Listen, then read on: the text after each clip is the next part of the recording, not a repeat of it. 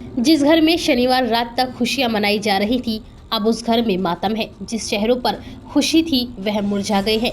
अब हर आंख से आंसू बह रहे हैं। राजस्थान के कोटा में दूल्हे के रूप में विदा करने के बाद कफन में लिपटे पहुंचे अविनाश और उसके भाई केशव वाल्मीकि का शव देखकर घर में कोहराम मच गया।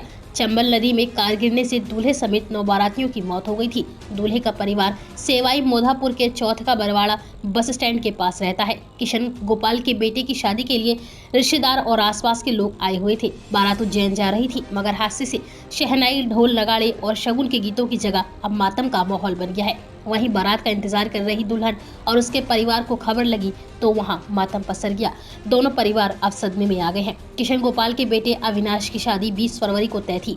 10 फरवरी को विनायक स्थापना के बाद घर में मांगलिक कार्यक्रम चल रहे थे। दूल्हे को तेल चढ़ाया गया। 15 फरवरी को हल्दी का कार्यक्रम हुआ था। अविनाश को घर की महिलाओं ने हल्दी लगाई थी। 9 फरवरी को घुड़चरी हुई। शेरवानी और नोटों की माला पहनकर अविनाश घोड़ी पर चढ़ा। मंदिर में धूप लगाने गया था। बैंडबाजी के साथ घर से बारात निकाली गई थी। दूल्हे के दोस्तों, भाइयों और रिश्तेदारों ने डांस किया। बारात को खुशी खुशी उज्जैन के लिए रवाना किया गया। अलग अलग गाड़ियों में बाराती रवाना हुए थे। दूल्हे के साथ कार में दोस्त, भाई और उसका बहनोई बैठे थे।